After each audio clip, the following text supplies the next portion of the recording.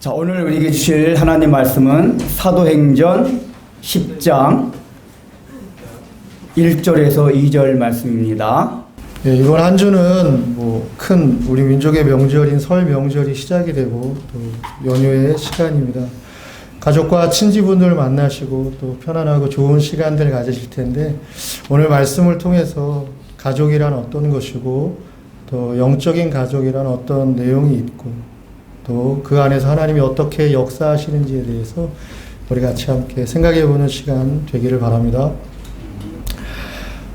아멘.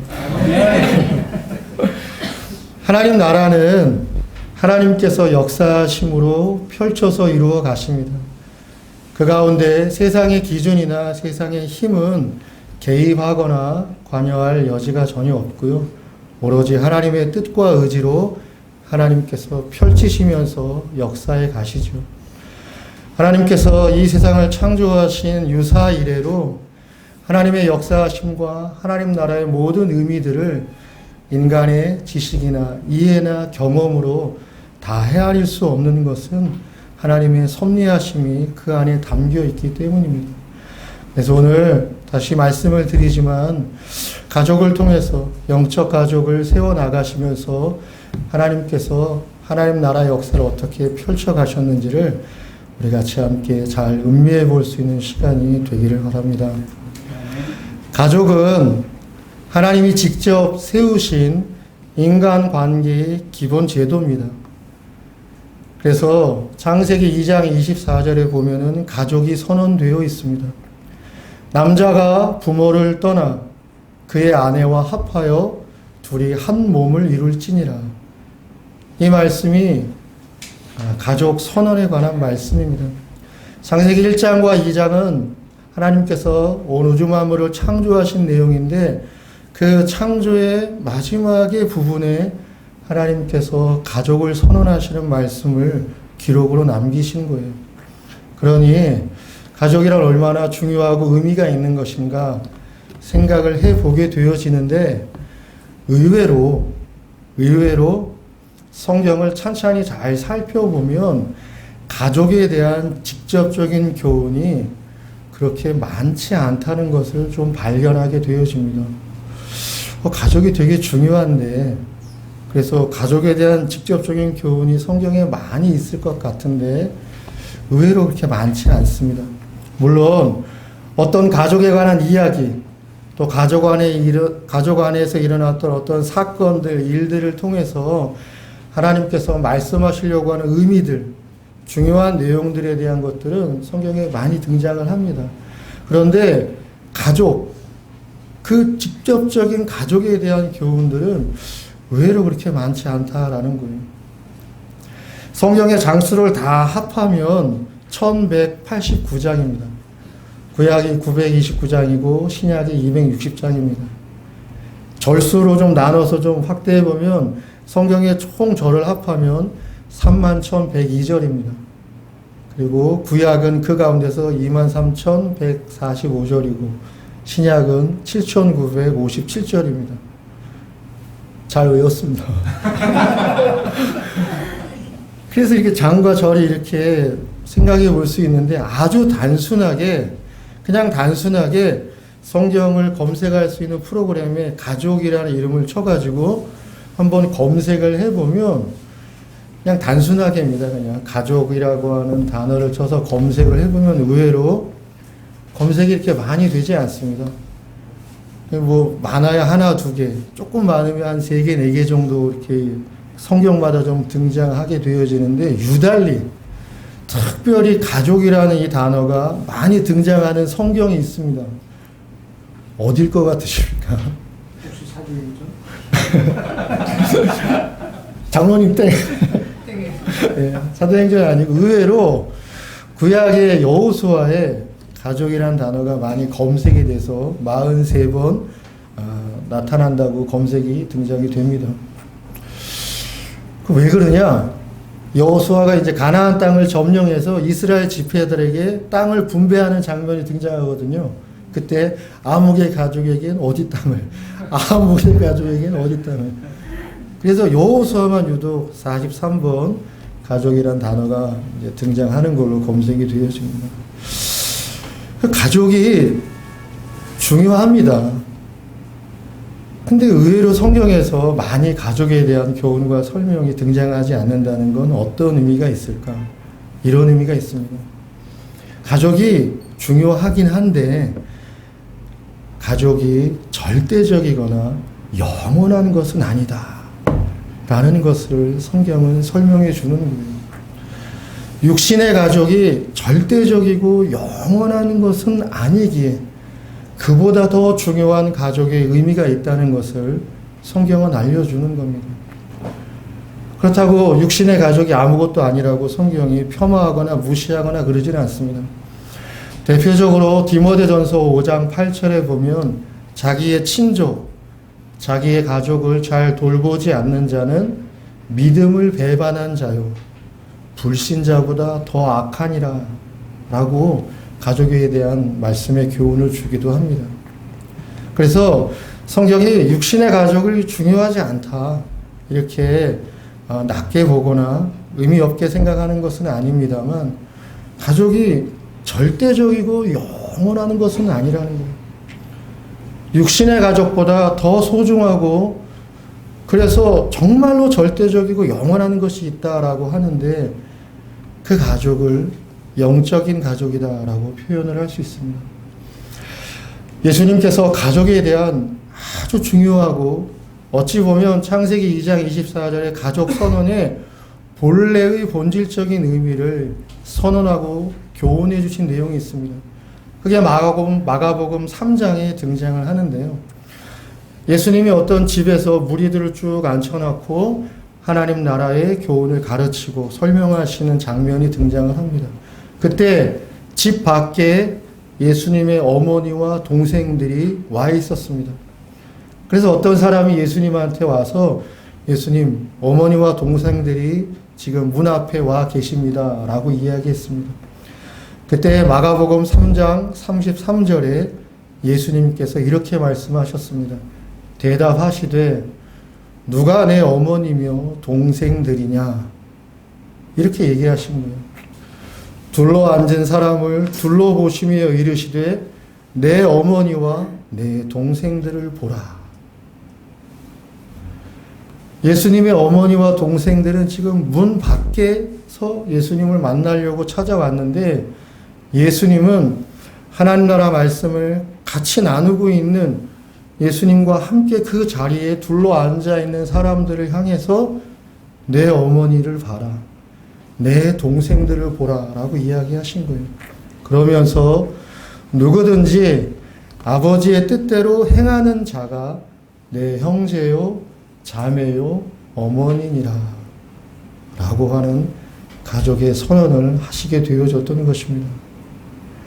아버지의 뜻대로 행하는 자는 예수님의 어머니라는 거예요. 예수님과 형제고 예수님과 자매라는 것입니다. 무엇이죠? 예수님과 한 가족이라는 것입니다. 특별히 그 앞에 예수님께서 표현 하나를 붙이신 게 참 의미가 있습니다. 누구든지라는 거예요. 그의 사회적인 위치나 그가 무슨 일을 하거나 어떠한 사람이거나 아무 상관이 없습니다. 누구든지입니다. 그 어느 누구든지 남녀노소 빈부 귀천을 막론하고 그가 정말 하나님의 뜻을 행하려고 하는 마음과 믿음과 실행에 있는 사람이라면 누구나 다 가족이라는 것입니다. 그렇게 해서 예수님이 가족에 대한 의미 그리고 정말로 중요한 영적 가족이 무엇인지에 대한 선언을 해 주시게 되어진 것이죠.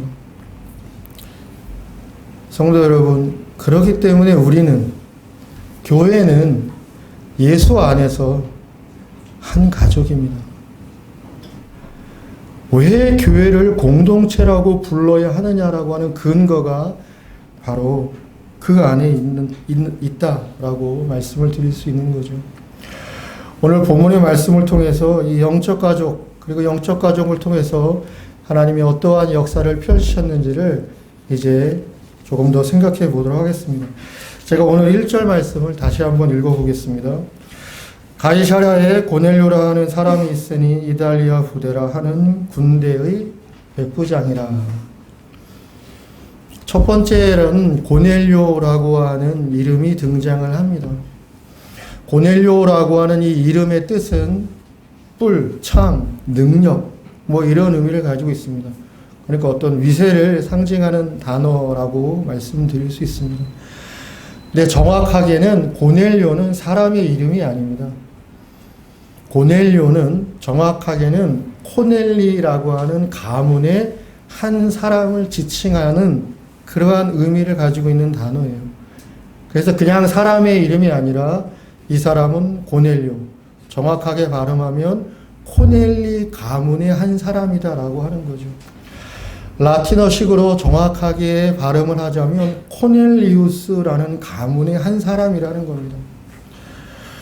그러면 이 코넬리우스라고 하는 가문은 어떤 가문이냐? 로마의 아주 명문 가문입니다. 로마의 공화정 시대의 최고의 지도자는 집정관이라고 하는 최고의 지도자가 있었습니다. 이 코넬리우스 가문은 그 집정관, 최고 지도자를 여러 명을 배출한 가문인 거예요. 그러니까 아주 위세가 있고 명문적인, 명예가 있는 또 권력이 있는 가문이다라고 하는 것입니다. 가이사랴라고 하는 것은 도시 이름이에요. 이 가이사랴라고 하는 이름이 왜 나오게 됐냐? 성경에는 가이사 이렇게 나와 있죠. 로마 황제를 지칭하는 겁니다. 정확하게 발음하면 카이사르라고 발음하는 거예요. 그러니까 로마 황제를 카이사르라고 했습니다. 로마 황제의 시작이 율리우스 카이사르 시저에서 시작이 돼서 카이사르가 로마 황제를 지칭하는 용어가 됐어요. 그래서 가이사랴라고 하는 것은 바로 로마 황제를 의미하는 그 이름으로 도시 이름을 지은 겁니다. 이 도시는 예수님 당시에 있었던 헤롯 왕이 자기가 로마에 충성하겠다라고 하는 의미로서 만들고 세운 인공 항구 도시입니다. 이 가이사랴는 그러한 의미와 내용으로서 도시가 건설되어져 있는데 항구 도시다 보니까 당시에 중동 지역과 무역 거래를 하는 데 있어서 아주 중심 지역이었습니다.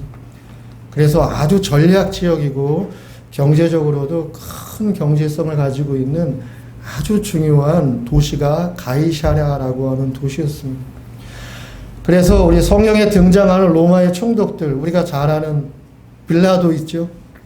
그리고 벨릭스라는 총독도 등장하고 베스도라고 하는 총독도 성경에 등장합니다.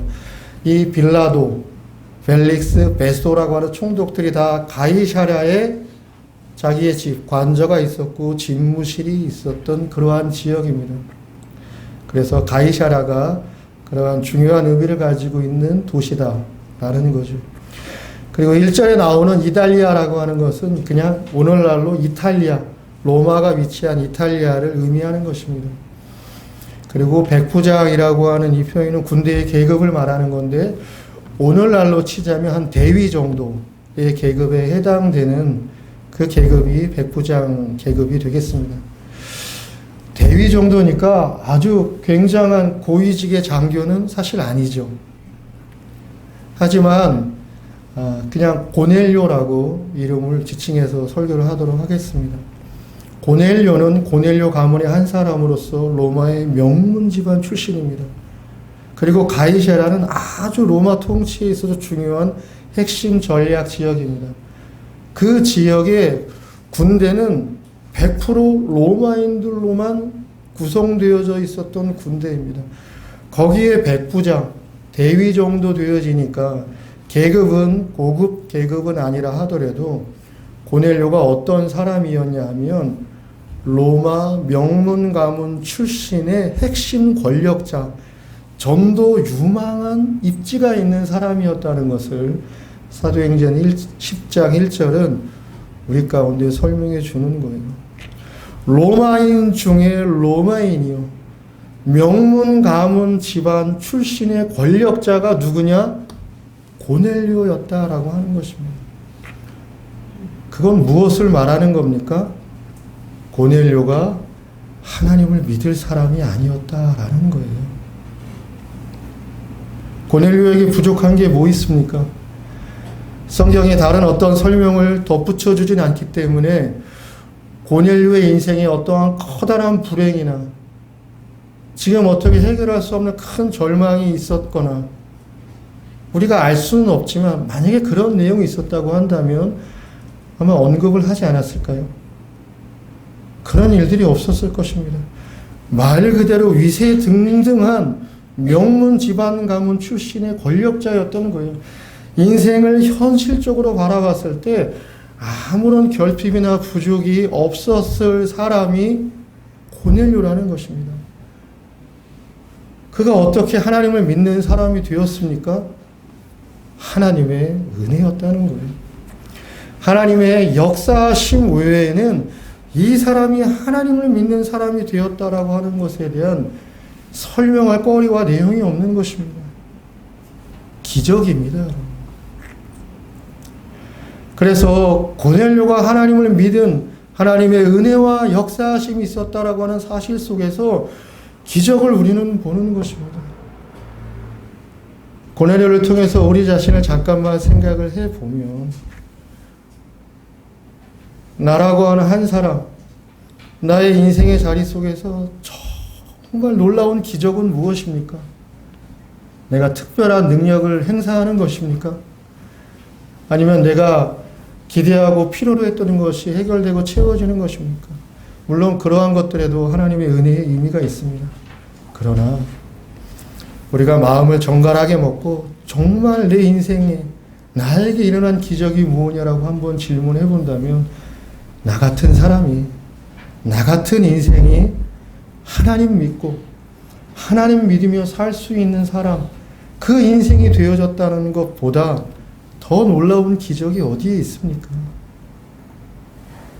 내가 하나님을 믿을 만한 사람이었습니까? 내 인생이 하나님을 믿을 만한 가능성과 기회가 있는 인생이었습니까? 그렇지 않습니다. 다 육신의 욕구와 자기의 필요와 자기의 기대를 따라서 인생을 살고 싶어 했을 뿐인 인생 아닙니까? 거기에 하나님이 어디 있습니까? 하나님은 없었습니다. 그러나 사라지고 썩어져서 흙으로 돌아갈 수밖에 없는 육신의 인생이었는데 하나님이 나에게 은혜를 주시고 하나님이 나에게 역사하셔서 내가 하나님의 사람, 하나님을 믿는 사람이 되었으니 그보다 더 특별하고 귀한 기적이 어디에 있겠냐라고 하는 것이죠. 고넬료가 기적을 보여주듯이 우리도 기적을 느끼고 고백할 수 있는 자리가 있지 않을까 싶습니다.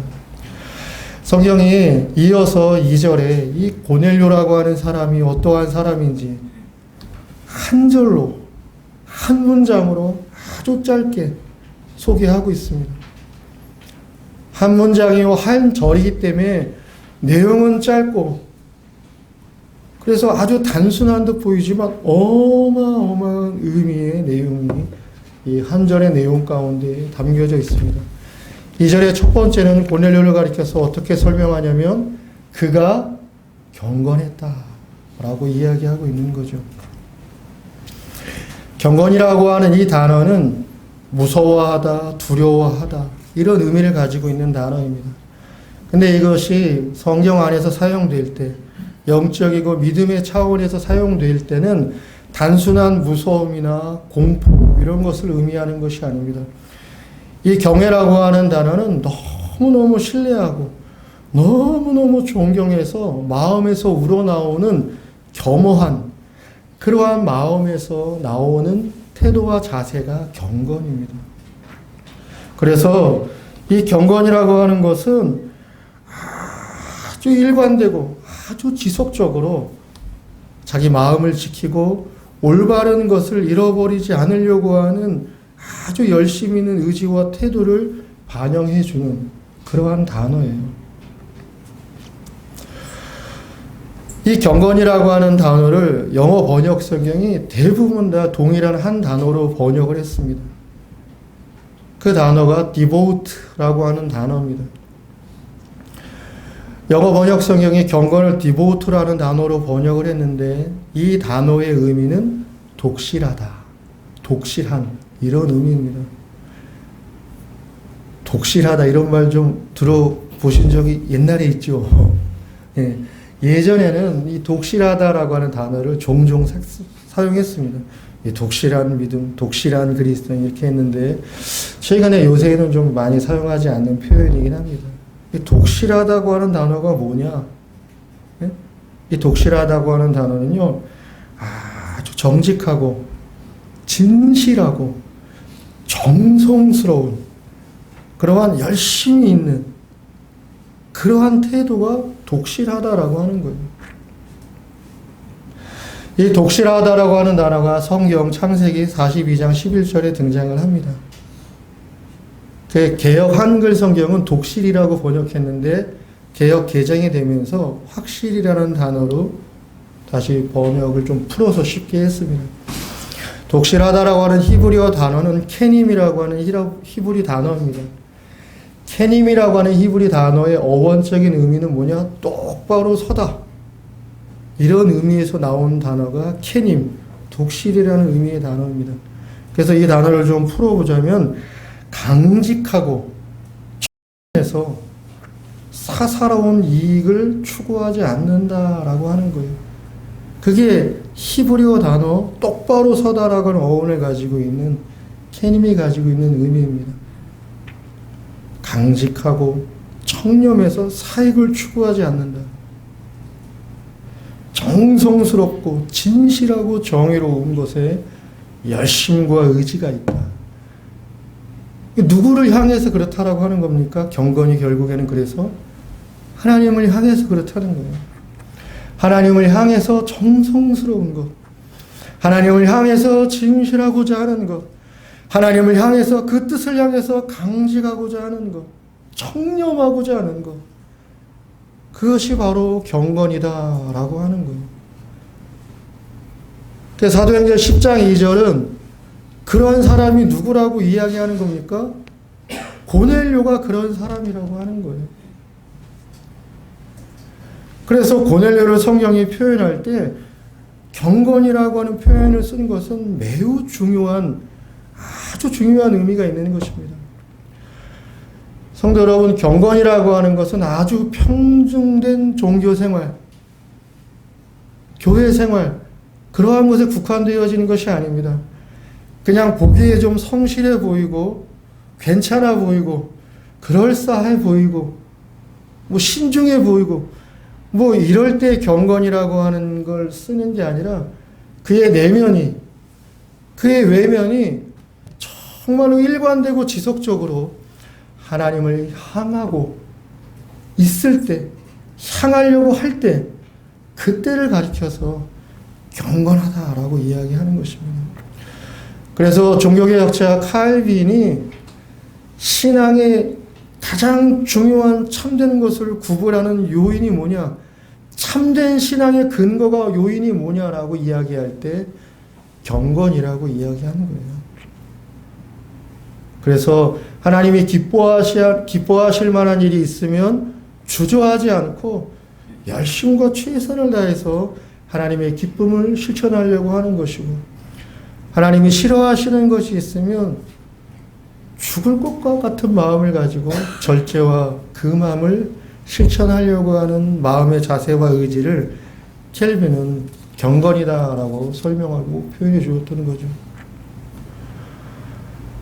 고넬료가 여러분 로마인 중에 로마인이요, 권력자요, 전도가 유망한 사람이었습니다. 그가 어떻게 경건한 사람이 될 수 있습니까? 성경이 어떻게 그런 사람을 경건하다고 표현할 수 있느냐는 거죠. 물론 정말로 그가 경건하기 때문에 그가 경건하다라고 성경은 증언해주고 있는데 과연 그게 가능한 일이냐라고 하는 거예요. 그게 있을 수 있는 현실적인 일이냐라고 하는 것입니다. 이해를 조금만 돕기 위해서 비유적으로 한번 생각해 보자면, 우리가 일제 치하를 겪지 않았습니까? 일제시대에 아주 힘있고 유망한 일제의 권력자가 자기들한테 때처럼 여겨지는, 그래서 조선인이라고도 하지 않고 조생징이라고 불리면서 조롱했던 그 조선인들이 믿는 어떤 신을 믿고 그 신에게 온전한 사람이 되었다라고 하는 것이니 그게 있을 수 있는 일이냐라고 하는 것입니다.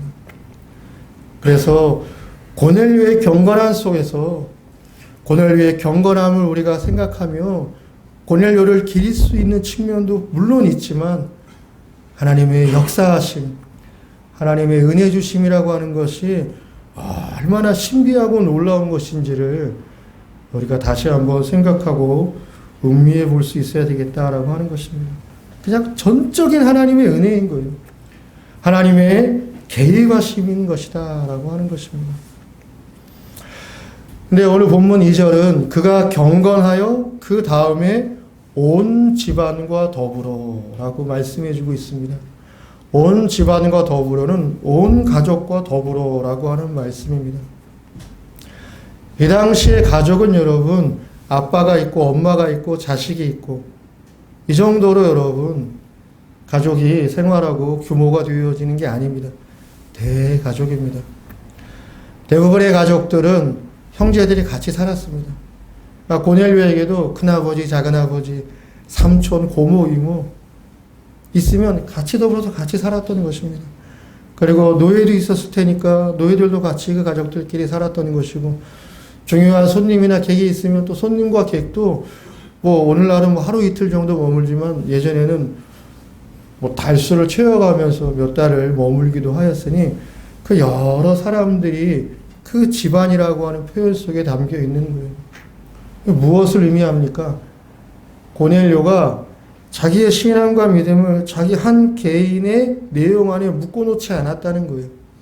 그가 집안 사람들에게 하나님을 전하고 증거하여서 하나님의 은혜 속에 온 집안이 영적인 가족으로 탈바꿈 되어져 있다라고 하는 것을 보여주고 있는 것이죠. 그냥 영적인 가족으로 탈바꿈 되어졌다, 변화되어졌다라고 이야기를 하면 그런가 보다 싶죠. 그러나 우리도 불신의 가족들이 있고 그 불신의 가족들에 대한 안타까운 연민과 그 슬픔, 긍휼의 마음이 있으니 그 가정이 쉽지 않다는 것을 우리가 잘 알고 내용의 어려움들을 압니다. 왜 어렵습니까? 육신의 가족은 육신의 안락, 육신의 안전, 육신의 유희가 전부인 것입니다. 그래서 육신의 가족인 거예요. 그래서 육신의 가족은 육신이 전부요 모든 것이 되어 있기 때문에 거기서 벗어날 길이 없습니다. 방법이 없습니다. 그러나 영적인 가족이 되었다는 것은 무엇입니까? 육신이 절대적인 것도 아니고 영원한 것도 아니라고 하는 깨달음 속에서 진리를 깨닫고 아는 사람이 되어졌다는 것입니다. 여러분, 인생이라고 하는 것, 육신의 인생이라고 하는 것은 유한하지 않습니까? 그리고 일시적입니다. 그것이 성경이 육신의 인생에 대해서 반복적으로 설명하는 중요한 교훈의 내용이 아니겠습니까? 그래서 구약과 신약을 넘나들어서 육신의 인생을 설명하고 표현할 때 풀에다가 꽃에다가 종종 비유를 하는 겁니다. 풀은 마르고 꽃은 시든다는 거예요. 그렇게 우리의 육신의 인생도 마르고 시들어 간다는 거예요. 만약에 육신의 인생이 영원하고 그리고 유한하지 않고 무한하다고 한다면은 우리도 우리가 가진 육신의 자산을 다 동원해서 육신의 안전과 육신의 안위와 육신의 안락들을 위해서 모든 걸 쏟아 부어내야 할 것입니다. 만약에 육신의 인생이 영원하고 무한하다고 한다면. 그러나 그렇지 않습니다.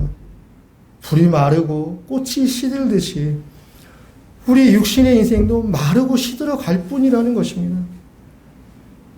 그게 성경이 육신의 인생에 대해서 지적하고 설명해 주는 내용입니다.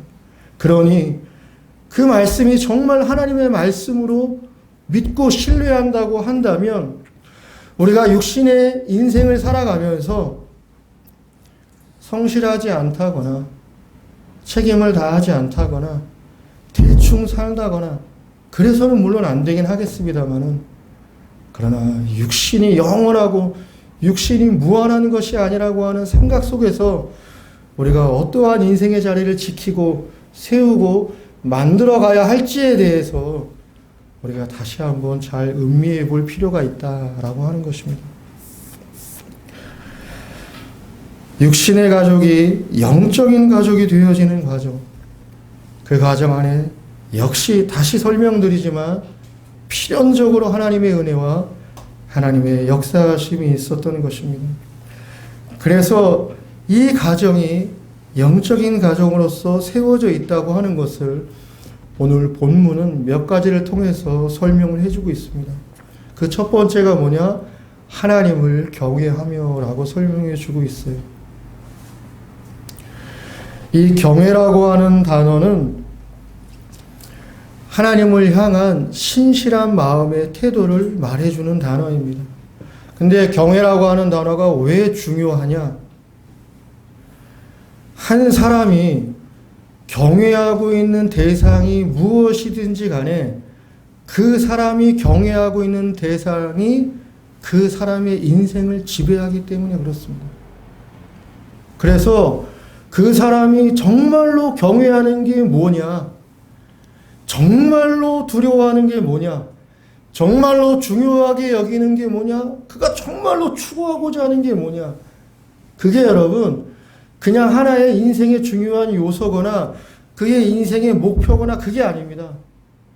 그게 그 인생을 그 사람을 지배하게 되어진다니까요. 만약에 그 사람이 경제력을 경외의 대상으로 삼고 있다라고 하면 그 사람이 경제적으로 더 나아지고 경제적으로 더 좋아지는 것이 그 사람에게 중요한 인생인 걸로만 생각되어질지 모르지만 그렇지 않습니다.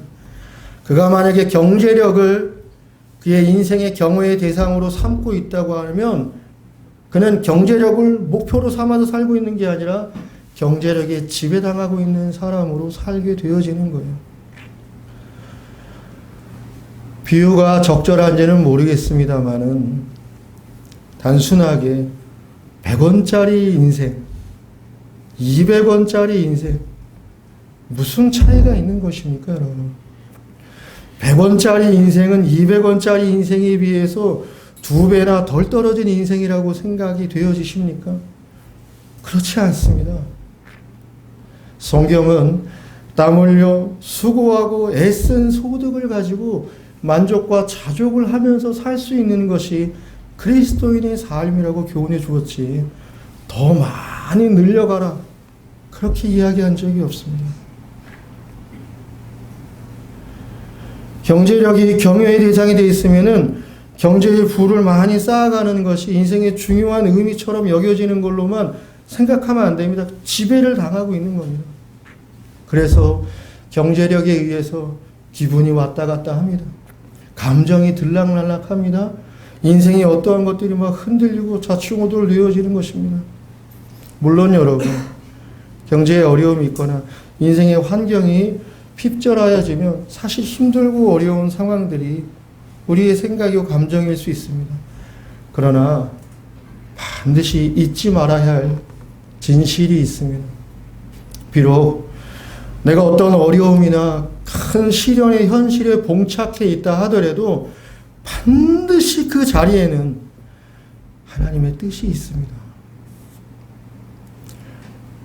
반드시 하나님의 뜻이 있습니다.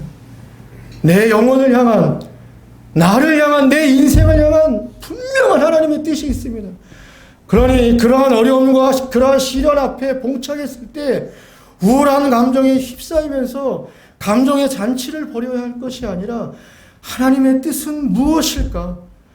하나님이 나를 보호하고 나를 책임지고 나를 구원하시는 살아계신 하나님이 분명하신데 왜 내 인생의 현실에 이러한 현실을 허용하셨는가 하며 결사적으로 하나님 앞에 달려가서 하나님의 뜻을 물어야 하는 것입니다. 알고 싶습니다. 하나님의 뜻이 무엇입니까? 그러면서 그 마음에는 유한하고 일시적인 육신의 인생에 대한 열망 같은 거 없습니다. 하나님이 부르시면 가는 거고 하나님이 살라고 하는 그 순간까지만 내 인생일 뿐인 것입니다. 그러나 오늘을 살아야 되고 그리고 하나님이 주신 인생의 시간의 기회 동안에 내일도 살 여지가 많은데 이 시련의 의미, 이 눈물의 의미를 나는 알고 싶습니다, 하나님. 하나님의 뜻이 무엇입니까? 라고 물을 수 있어야 하는 것입니다. 그게 하나님을 경외하는 자다라고 하는 거예요. 경제력 뿐입니까? 사회적인 지위와 신분도 경외의 대상이 될 수 있습니다. 어떤 신분, 어떤 지위를 갖는 것이 너무너무 중요한 인생의 과제와 목표가 되어져 있으면 결국에는 그가 그의 신분과 지위에 지배를 받을 수 있게 됩니다. 직업에 귀천이 없다라고 하는 격언이 있습니다. 좋은 말이고 맞는 말이지만 우리가 사는 현실은 전혀 그렇지 않습니다. 계급이 존재합니다. 사람이 차별되고 있고 그 안에서 너는 몇 등급, 너는 몇 등급, 너는 몇 등급이라고 하는 것이 나뉘어져 있는 현실 속에 우리가 속해서 살고 있는 거예요. 그러니 우리도 피할 수 없이 종종 자극과 유혹과 시험을 당하는 겁니다. 신분과 지위에 흔들리는 거죠. 그러나 여러분, 모든 사람은 하나님의 긍휼과 사랑을 필요로 하는 하나님의 피조물입니다.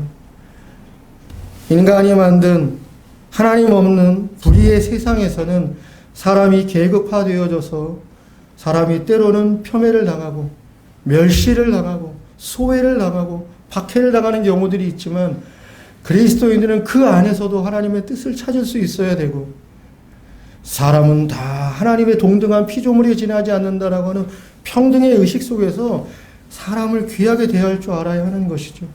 그게 하나님을 경외하는 자라고 하는 거예요.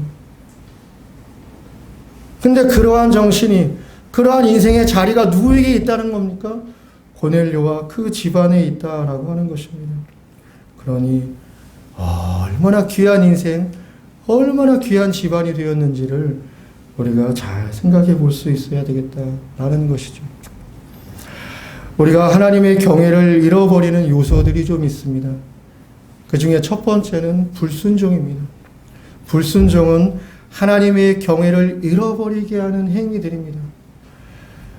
불순종을 생각하면 좀 막연해집니다. 내가 도대체 뭘 불순종하고 있나? 잘 와닿지 않습니다. 그래서 찬찬히 한번 생각해 보는 겁니다. 자기 마음을, 자기 일상의 자리를. 그래서 하루를 생각해 보고, 한 달을 생각해 보고, 보름을 생각하고 하다 보면 내 마음에 뭔가 이렇게 덜컥덜컥 걸리듯이 걸리는 무엇인가가 느껴지는 경우가 있습니다. 불순종의 내용을 깨닫게 되어지는 것이죠. 그냥 생각할 땐 뭘 불순종하고 있나 좀 애매모호해집니다. 하지만 자기를 돌아보고 그래서 일주일을, 보름을, 한 달을, 두 달을 되돌아보고 생각해보면 자기 안에서 불순종하고 있는 어떤 행위들이 느껴지는 때가 있습니다. 순종하는 것이죠. 순종이란 참 쉽지 않습니다. 간단하게 되는 문제는 아닙니다만은 그래서 하나님의 은혜를 필요로 하는 것이고 우리가 왜 주일날 모여서 예배를 드리는 것이 중요하고 교제하는 것이 중요하고 우리가 믿음 안에 서는 것이 중요하냐. 그럴 때 하나님의 은혜를 우리가 깨닫고 필요로 하고 또 하나님의 은혜를 누릴 수 있는 사람이 되어지기 위한 이 모든 것들이 하나님이 허락하시는 은혜의 수단이 되어지기 때문에 그러는 것입니다. 두 번째는 불평과 불만. 하나님의 경외를, 하나님을 향한 경외를 잃어버리는 언어, 말인 것입니다. 어떤 경우든 결국 불평과 불만은 타인을 향하든 어떤 일이나 사건을 향하든 궁극적인 마지막에 그 끝은 하나님을 향하게 되어 있습니다. 어떤 사람에게 불평과 불만을 가질 수도 있습니다. 그가 나에게 큰 실수나 그가 나에게 큰 결례를 했을 때 불평과 불만의 감정과 생각을 가질 수 있고 그걸 또 표현할 수도 있습니다. 그 표현할 때 여러분 잘해야 합니다. 너 죽었어 막 이런 식으로 하면은 곤란하고 자기 생각이나 감정을 잘 표현하고 설명할 수 있는 그런 좀 수고와 노력이 필요합니다. 그리고 끝내야 합니다. 근데 그렇지 않고 지속적으로 계속 마음에 쌓아놓고 툭툭 계속 내뱉는 거예요. 불평과 불만을. 그러면 그게 나에게 결례나 나를 불편하게 한 사람을 향하는 것 같지만 결국에는 그 끝이 어디로 갑니까? 하나님을 향해 가게 있는 거예요. 하나님 왜 저 사람 만나게 했어? 하나님 왜 이런 사건을 내 인생에 터뜨리셨어? 라고 하며 하나님에 대한 경외의 마음을 잊어버리고 상실하게 되어진다라고 하는 것입니다. 세 번째는 물질주의입니다. 이게 너무 오늘날 우리 시대에 크고 강력한 위세를 가지고 있기 때문에 그렇습니다. 물질주의는 결국 하나님의 경외를 잃어버리게 하는 욕구입니다.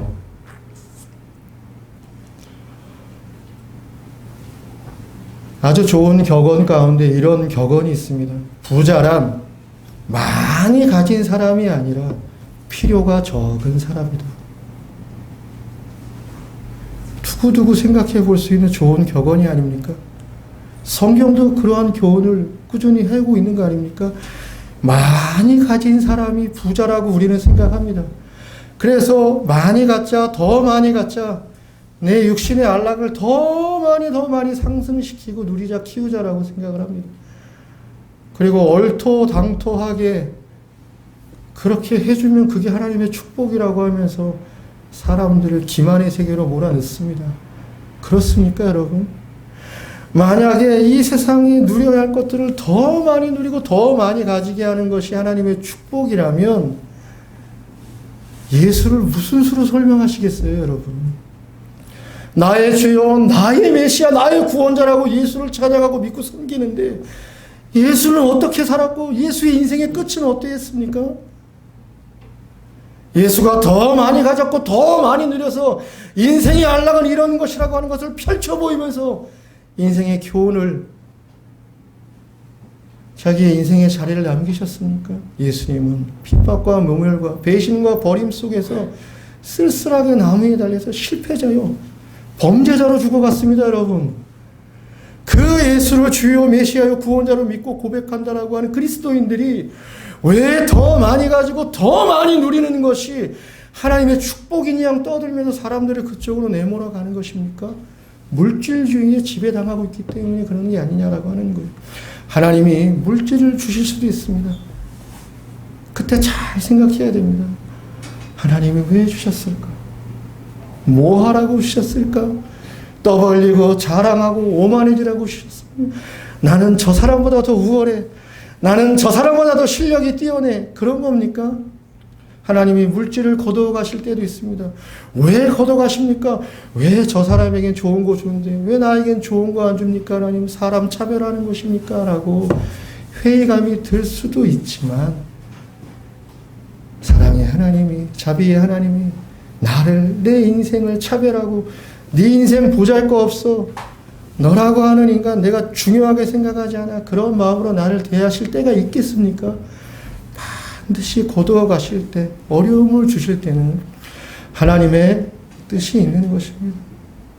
그 뜻 위에 설 때 그의 시련이 비로소 승화되고 빛이 되고 영광이 되어질 수 있는 것입니다. 두 번째는 고넬료와 그의 집안이 경건한 내용으로 백성을 많이 구제했다라고 성경은 표현해 줍니다. 백성을 많이 구제했다라고 하는 이 표현을 현대인의 성경은 그대로 잘 풀어서 설명해 줬어요. 가난한 유대인들을 많이 구제했다라고 하는 거예요. 로마 명문 권력자의 집안 출신 그 로마의 권력자가 가난한 유대인들을 도와줘야 할 이유가 어디 있습니까? 에? 가난한 유대인들을 살피고 돕고 섬기고 이래야 될 필요가 어디에 있습니까? 아무 현실적인 필요와 이유가 없습니다. 그러나 고넬료와 그의 가족들은 그렇게 했다는 겁니다. 그것을 그대로 실천했습니다. 말 그대로 하자면 성경 그대로 한 거예요. 야고보서 1장 27절에 아버지 앞에서 정결하고 더러움이 없는 경건은 아주 분명하게 등장합니다. 뭐일 것 같으십니까? 교회 출석을 잘하고 교회 일에 열심이고 이런 설명이 나올 것 같습니까? 의외로 그렇지 않습니다. 야고보서 1장 27절에 하나님 아버지 앞에서 정결하고 더러움이 없는 경건은 환난 중에 있는 고아와 과부를 잘 돌보는 거예요. 고아와 과부는 가난한 사람, 슬픔과 아픔을 당한 사람들을 대표적으로 상징하는 거예요. 그러니까 슬픔과 상처와 아픔 당한 사람들과 마음을 나누면서 같이 기도하고 같이 시간을 보내주고 하는 것이 정결하고 더러움이 없는 진짜 경건이라는 거예요. 그걸 고넬료 가족이 실천하고 있다는 게 놀랍지 않습니까? 그리고 또 야고보가 징계한 거는 자기를 지켜서 새 속에 물들지 않게 하는 것이 참된 경건이라는 것입니다. 세상의 많은 유혹과 자극과 기준들이 우리가 노출되어진 채 살아가고 있고 우리 자신도 사실은 세상에 속해서 세상 안에서 살아가고 있죠. 그러니 자기를 지켜서 새 속에 물들지 않게 하기 위해서는 어느 정도 노력해야 합니다. 저절로 냉수 마시듯이 그냥 되는 일이 아닙니다. 좀 생각도 해야 되고요. 자기도 좀 살펴야 되고 그렇게 자기를 되돌아보고 그러면서 자기를 잘 헤아릴 줄 아는 노력들이 필요한 것이죠. 그게 경건이다라고 하는 것입니다. 그래서 고넬료 가족은 경건한 가족으로 성경이 제시해주고 있는 거예요. 한 사람이, 한 가족이, 한 집안이 경건해지는 길이 어디에 있습니까? 구제에 있다는 거예요. 어렵고 힘든 사람들에게 도움과 섬김을 주는 게 크게 경건한 사람이 되어지는 길이라는 것을 사도행전 10장 2절은 고넬료의 집안과 그를 통해서 보여주고 있는 것입니다. 우리는 어떻게 구제를 행할 수 있겠습니까? 교회의 일에 동참하고 헌금을 하면서도 구제에 참여할 수 있습니다.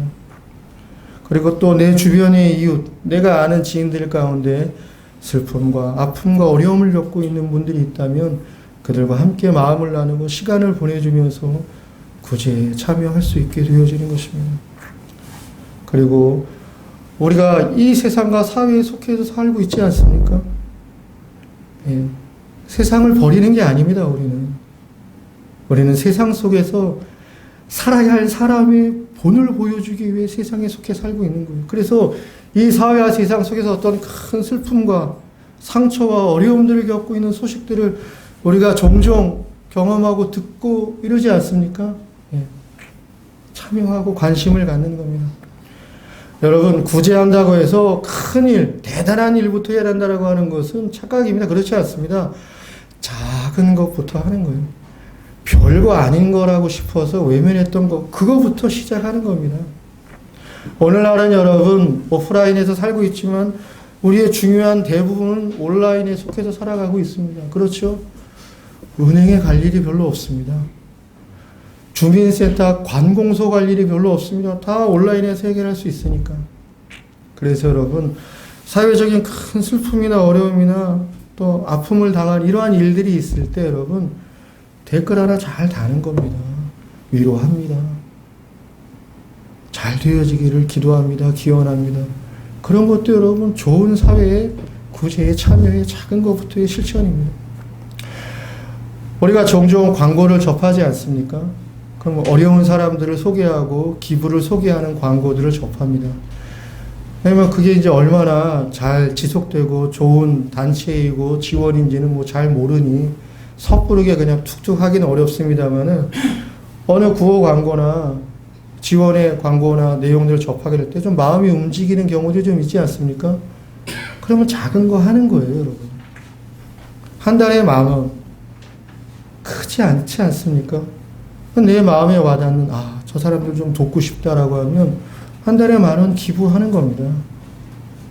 그 별거 아닌 것 같고 작은 것 같지만 거기서부터 시작되어지는 구제가 우리의 경건을 키우고 세워가는 작업이 되어진다라고 하는 거 우리가 한번 잘 생각해 볼 수 있었으면 좋겠습니다.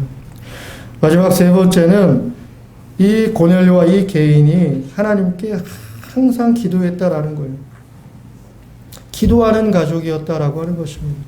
그것도 항상 기도했다라고 하니 참 우리한테 좀 부담스러운 부분이 되어지긴 합니다. 근데 성도 여러분, 신앙의 행위 요소 가운데 정말 어려운 게 뭡니까? 기도입니다. 물론 다른 신앙의 행위 요소도 쉬운 건 아닙니다만 정말 어려운 게 기도입니다. 왜? 기도는 일단 말을 해야 됩니다. 뭐 침묵 기도도 있긴 합니다만 대부분의 기도는 말을 하지 않습니까? 그럼 아무 말이나 막 할 수는 없잖아요. 그러니 생각도 감정도 마음도 추스리고 정리하면서 말을 해야 하는 것입니다. 그리고 말을 하면서 진실하게 해야 되고 좀 간절함도 있어야 되고 뭐 이렇지 않습니까? 그래서 왜 기도의 행위를 하나님을 향한 노동의 행위라고 훌륭한 기도의 섬김들을 보여줬던 분들이 교훈해 줬는지 납득이 됩니다. 노동입니다, 정말. 그렇지 않습니까? 몸이 들어가죠. 마음이 들어가죠. 거기에 영혼도 쏟아져야 하니 이 모든 나라고 하는 것이 구성되어지고 있는 거의 모든 게 동원되어지는 것이 기도이니 기도가 참 쉽지 않고 어려운 것이긴 합니다만은 오늘 우리가 살고 있는 이 시대에는 정말 기도가 필요하고 절실한 것이 아닌가 싶습니다. 왜? 하나님을 의존하는 게 너무 어려운 시대이기 때문에 그렇습니다. 너무 바쁘고 너무 할 일이 많고 너무 정신이 없는 환경 속에서 우리가 살아가고 있기 때문에 하나님을 의존하는 것이 만만하지 않습니다. 제가 조금만 세게 얘기하겠습니다. 단순하게 이야기하자면 하나님을 의존하는 사람은 기도하는 것입니다. 그러나 하나님을 의존하지 않는 사람은 그렇기 때문에 기도하지 않는 거예요. 왜 기도하지 않느냐? 여러 상황과 이유들이 있을 수 있습니다. 그러나 이야기하자면 결국 하나님을 의존하지 않는 거예요. 하나님을 의존하지 않아도 하나님이 어떠한 개입을 하시기 전까지는 그냥 사는 겁니다. 살만 하고 사라지게 되어 있는 거예요. 그래서 여러분, 기도가 참 중요한데 쉽지는 않습니다. 그래서 기도에 대한 팁을 좀 생각을 해보다가 이렇게 한번 이야기를 나누어 보고 싶은 마음이 들었습니다. 첫 번째는 기도할 때 하나님에 대해서 좀 많이 생각하는 겁니다. 그러면 반드시 비록 내가 지금 너무 울분에 차고 너무 벽에 부딪혀 있는 인생을 살아가는 것 같더라도 여러분 하나님께 감사할 게 있고 찬양할 게 있습니다. 당장에 하루만 잘 생각해 보십시오. 하루를 살게 하신 것도 하나님의 은혜예요. 하루를 살면서 내가 내 몸을 움직이고 유지할 수 있었던 거 하나님의 은혜입니다. 그렇지 않습니까? 별거 아닌 것 같지만 하나님의 은혜고 감사하고 하나님 찬양할 수 있는 것들이 있습니다. 그래서 하나님에 대해서 많이 생각해 보는 것입니다. 그리고 반성하고 회개할 게 있다면 바로 진실하게 하는 겁니다. 그러나 사람의 마음은 허위와 들뜸들이 있으니까 자꾸 미뤄두고 쌓아놓습니다. 그러다 보면 기도할 수 없게 되고 멀어지게 되는 거죠. 그래서 반성이나 회개할 게 있으면 바로바로 하는 거 필요하고 중요합니다. 또한 세 번째는 어려운 일이 있으면 또 역시 바로 기도하는 겁니다. 그리고 자기의 어려움을 우리 영적인 가족들에게 공유하면서 기도의 부탁을 하는 거. 아유, 이거 내 일인데. 아유, 이거 내 문제인데 내가 알아서 하지 뭘 기도 부탁을 하나. 아닙니다. 그래서는 안 됩니다. 자꾸 기도 부탁을 하고 기도 요청을 하고 함께 기도할 것을 나누는 것. 그게 여러분 신앙이고 믿음이고 영적인 자세인 겁니다. 그래서 어려운 일이 있을 때 바로 기도하는 거고 그리고 나누고 하는 것입니다. 그리고 마지막으로 이 세 가지를 잘 버무리고 정리할 수 있는 게 매일 기도하라라는 거. 항상 기도했다고 했으니까. 근데 여러분 매일 기도하는 게 얼마나 어려운 것입니까? 그래서 제가 하나 좋은 팁을 드리겠습니다. 각자 개인적으로 최소 시간의 법칙을 정하시면 됩니다. 뭐냐? 최소 시간의 법칙으로 난 하루에 5분은 꼭 기도하겠다. 결심을 하고 실천을 하시면 된다는 거예요. 5분이 별거 아니고 짧은 시간 같죠? 그렇지도 않습니다, 여러분. 단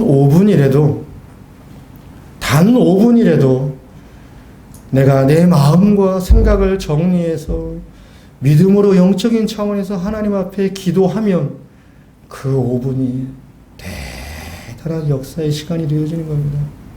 하나님, 나를 도와주십시오.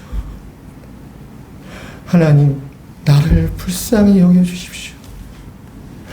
하나님, 오늘의 인생의 자리에서 나와 함께하여 주십시오.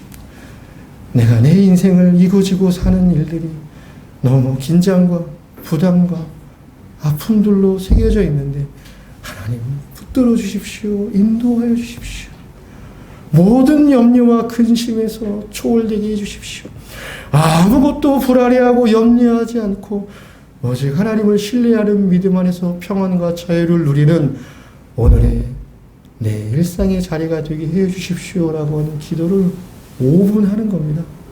5분은 짧고 매우 부족한 시간인 것 같지만 그가 자기에게 최소 시간의 법칙을 적용해서 그 시간을 매일매일 기도의 자리 시간 속에서 실행해 나가면 그에게 하나님의 역사하실 것은 성경이 확인해 주는 바요.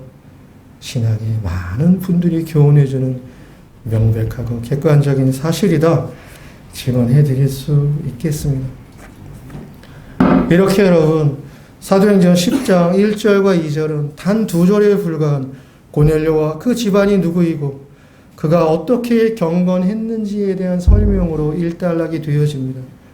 그러나 여러분, 여기에 놀라운 하나님의 역사하심이 있는 거예요.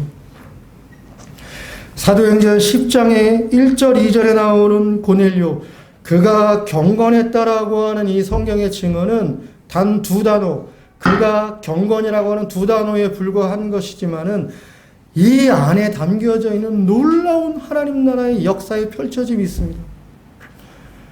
사도행전은 1장부터 28장입니다.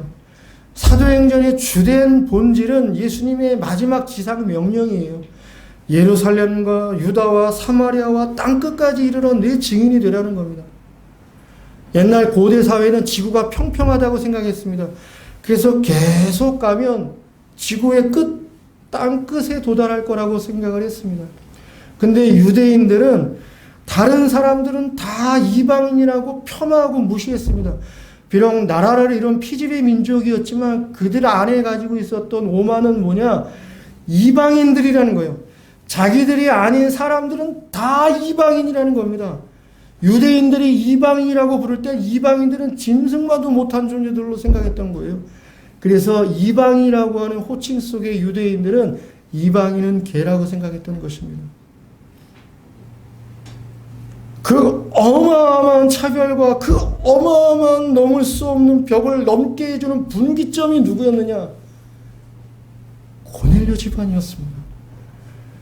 그래서 사도행전 28장으로 이방 세계의 하나님 나라의 복음, 예수의 복음을 전파하고 펼쳐가는 데 있어서 매우 중요한 분기점의 시초에 자리하고 있는 것이 고넬료인 것입니다. 그가 경건했다라고 하는 것. 이 짧은 2단어의 말씀의 내용 속에 하나님께서 하나님 나라의 역사를 펼쳐가시는 장엄한 하나님의 역사의 일하심을 우리가 볼 수 있게 되어진다라고 하는 겁니다. 고넬료의 인생의 그 자리가 어떠했는지 성경이 그 이후의 기록은 나와 있지 않기 때문에 객관적인 사실로 확인하기 어렵습니다. 하지만 전승의 내용이 있습니다. 전승 내용이라고 하는 건 전해지니까 이게 명백한 사실이냐라고 딱 점찍기는 어렵긴 하지만은 사도 바울이 로마서를 썼죠. 로마서를 썼다는 것은 사도 바울이 로마 가기 전에 로마서를 썼는데 로마서를 썼다는 것은 이미 로마서를 쓰기 전에 로마 교회가 있고 로마 성도들이 있었다는 거 아닙니까? 고넬료가 로마 성도들을 섬기고 모이게 하는데 큰 역할을 했다라고 하는 전승이 있는 것입니다. 그렇게 되면 고넬료의 인생은 어떻게 됩니까? 현실적으로 예수 믿으면 핍박과 시련을 당하는 시대였기 때문에 그의 인생은 아마 날로 현실적으로 나락으로 핍절로 다운되어져 갔을 것입니다. 그렇게 현실적으로 고넬료가 힘들고 어려운 시련들을 당하는 자리로 들어갈 수밖에 없었지만 그러나 그의 인생이 어떠했습니까? 영광 가운데 하나님 나라 역사가 펼쳐지는 놀랍고 위대한 분기점이 되어졌던 것, 그것이 오늘 우리 성경이 교훈해 주는 겁니다. 그건 우리 가운데 무엇을 제공해 주는 겁니까? 나와 내 인생과 우리 교회 공동체가 어떠한 의미와 내용을 갖고 있는지를 잘 보여주는 겁니다. 그냥 나를 나로 보면 별거 없는 것 같고 하찮고 그냥 그만한 것처럼 보이지 않습니까? 그러나 내가 경건하여지기로 해서 정말 하나님 앞에 경건한 사람으로 세워져 가고 있다면, 비록 내가 내 육신의 자리에서는 내 인생의 내용과 결과들을 다 보는 건 아니겠지만 하나님이 역사하신다라고 하는 사실을 성경은 보여주는 겁니다. 내 가족이 별거 없는 것처럼 보이는 미약하고 힘이 없는 가족처럼 보이지만, 우리 가족이 하나님 앞에 경건한 가족으로 세워지면 필연히 하나님이 사용하시고 하나님의 역사를 진행시켜 주시는 중요한 분기점으로 삼아서 일하신다라고 하는 사실을 보여주는 거예요.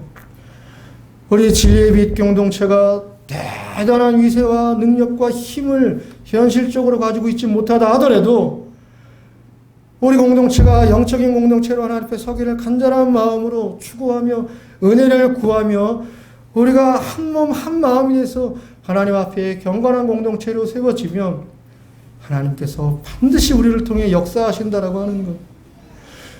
우리는 살아생전 우리 눈으로 감각으로 다 보고 느끼고 확인하지는 못할지언정 하나님의 역사는 필히 역사하고 하나님은 그렇게 하나님의 나라를 펼쳐가신다라고 하는 것을 우리 가운데 깨닫고 보여주시고 알게 해주시는 게 아니냐라고 하는 거예요. 고넬료가 언제 자기가 이런 사람이 될 거라고 하는 걸 생각이나 했겠습니까? 그저 하나님의 은혜에 감사하고 하나님을 믿게 되는 거에 감사하고 하나님의 인도하신 말을 따라 그가 경건한 사람이 되어지기 위하여 기꺼이 전도 유망하였던 권력자의 자리에서 이탈하고 내려와서 하나님의 뜻을 순종하는 사람으로 예수의 복음, 하나님의 나라를 전하였을 뿐인데, 그가 로마 교회에 큰 역할을 감당하였다라고 하니 그뿐입니까? 사도행전 앞으로 등장한 28장에 이방의 세계로 하나님의 나라의 복음이 전파되어지는 결정적인 분기점으로서 사도행전은 고넬료와 그의 집안을 제시하여 주고 있다라고 하는 것을 고넬료가 살아생전에 알았겠냐라고 하는 것입니다.